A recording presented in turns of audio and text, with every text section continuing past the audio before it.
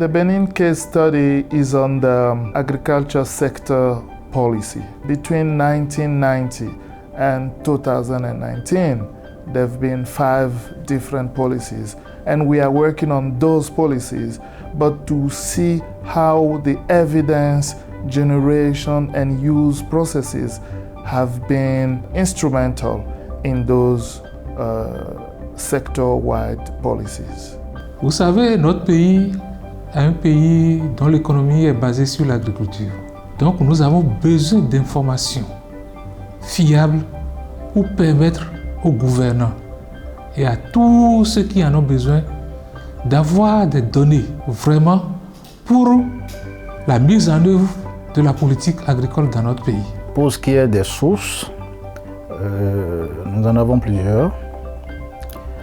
D'abord, il y a la direction des statistiques agricoles qui normalement réalise donc, le recensement national agricole actuellement. Au-delà de ça, nous avons d'autres sources. Il y a d'abord le suivi des projets, qui est aussi une source de données sur la mise en œuvre, les défis qui sont rencontrés, quelles solutions les gens développent pour y faire face. Une autre source de données, c'est des sources alternatives, on dirait, et la société civile, le contrôle citoyen.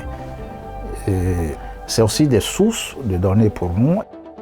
After presidential election, then a head of state will come and say, I have such vision for agriculture, and then the bureaucrat will have to write the policy for that vision in their own offices and then pull something out. And I say, okay, this is the policy for the 5 coming years. And there's been the 2006 policy, the strategic plan for the revival of the agricultural sector. Le point d'entrée, c'est ce que nous avons appelé le plan stratégique de développement du secteur agricole et rural. Parce que pendant longtemps, il y a eu des documents de politiques qui ont été élaborés et qui n'ont pas donné des résultats.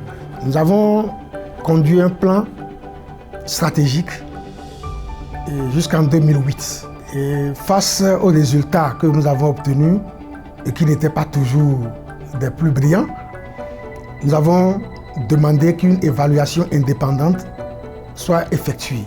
Donc on l'a faite en 2009. Et l'évaluation a donné des résultats intéressants pour montrer d'abord que le niveau de la productivité agricole était faible. Le niveau de mécanisation et d'utilisation des terres agricoles n'était pas suffisant. L'organisation des acteurs du secteur agricole n'était pas tout à fait ce qu'il fallait. Et pour terminer également, l'organisation institutionnelle devait être revue pour impliquer les différentes catégories d'acteurs concernés par le développement du secteur agricole.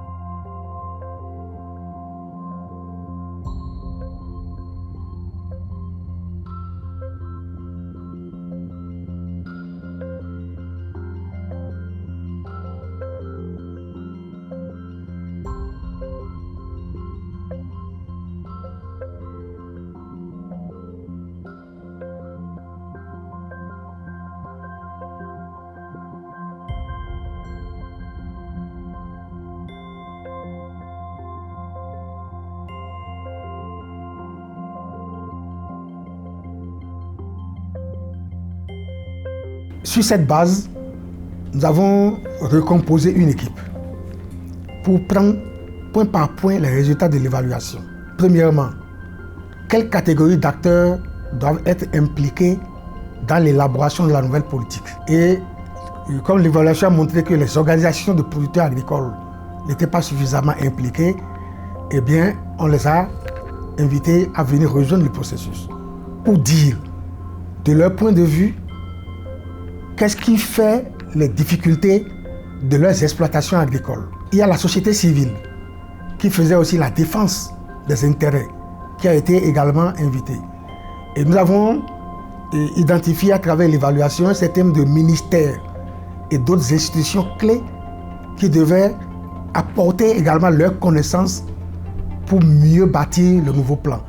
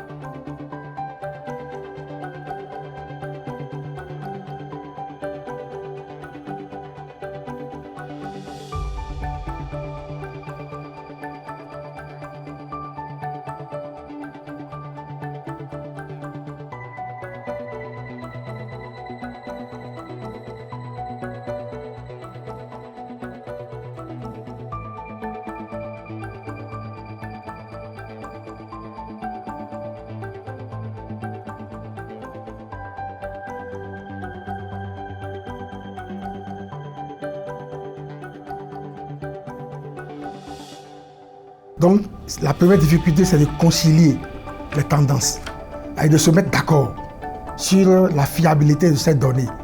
Ça a été un peu difficile à arbitrer. Les responsabilités de chaque catégorie d'acteurs, qui doit jouer quel rôle. Là aussi, c'était difficile parce que le ministère était dans une perception de son rôle, mais les autres acteurs aussi étaient dans une autre perception de leur rôle. Il fallait clarifier le débat. Et ça a été difficile, mais on a pu s'en sortir parce que je vous dis aujourd'hui, cette démarche sur la base des données probantes a permis d'écrire et de faire adopter par le gouvernement un nouveau cadre institutionnel qui a défini premièrement qui sont les acteurs du secteur agricole. The 2006 policy was written by government agents, and the review they produced in 2008 was rejected by the producers' unions and the civil society organizations and some of the development partners. So at that moment, the real point was not the quality of the policy, but the quality of the process. People thought it was not inclusive enough. So from there was a proposal that was put on the table by producers, which was never happened before, because producers were never really part of the dialogue, of the policy dialogue. So that was the first time for them to come in and say, okay, the way things are going, that's not working. We suggest, first of all, before we get to the job, to have an institutional body that governs to all this. And in this body now, the producers are playing a key role. And the government partner is also there. And from then on, civil society organizations and producers' unions have been playing a more important role in policy design and implementing today. And it's a huge change from the government being the first player to non-government agents coming in the game.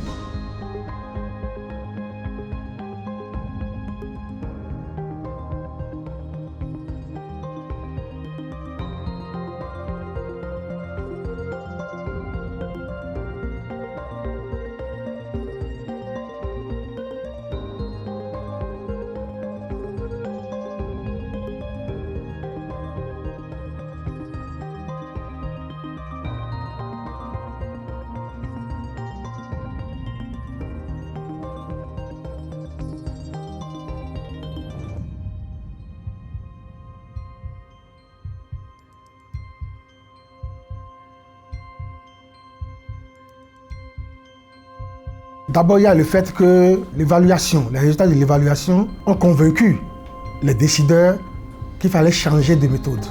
Deuxièmement, il y a le fait que différentes catégories d'acteurs du secteur agricole ont compris à travers l'évaluation que leur responsabilité était engagée. Le fait d'avoir cerné ces choses et d'avoir obtenu l'adhésion des principales catégories d'acteurs, c'était un facteur favorable qui a permis d'avoir un nouveau plan et qui a eu l'engagement de tous les acteurs.